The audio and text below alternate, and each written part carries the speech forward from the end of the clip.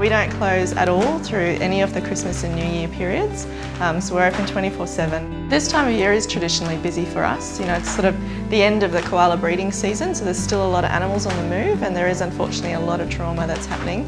And then we still get those animals with chlamydiosis as well. There's birds breeding, there's reptiles that are coming out to start feeding. It's also when there's a lot of people driving around, it's the Christmas holidays.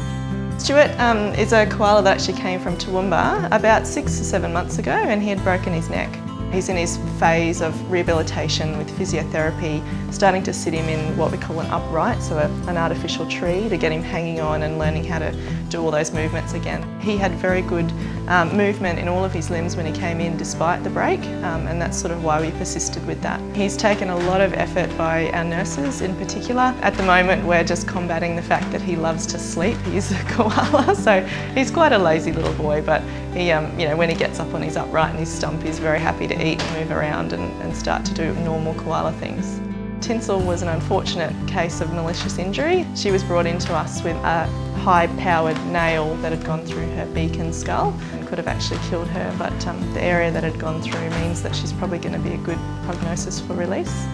This is Crystal. She's a green sea turtle, and unfortunately she was found at Urangan with a whole bunch of fishing line entangled around her flipper, and that flipper had actually died and needed to be amputated. It's a technique that has probably saved the turtle's life, because leaving that flipper on there would have just rotted and caused a great deal of infection and a lot of pain and uncomfortableness.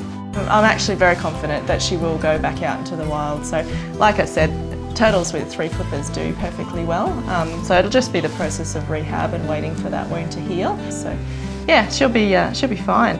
Our wildlife doesn't have a time clock, and they don't stop on Christmas Day either, so we don't. And there's people that still need to feed those animals and provide new leaf, clean cages.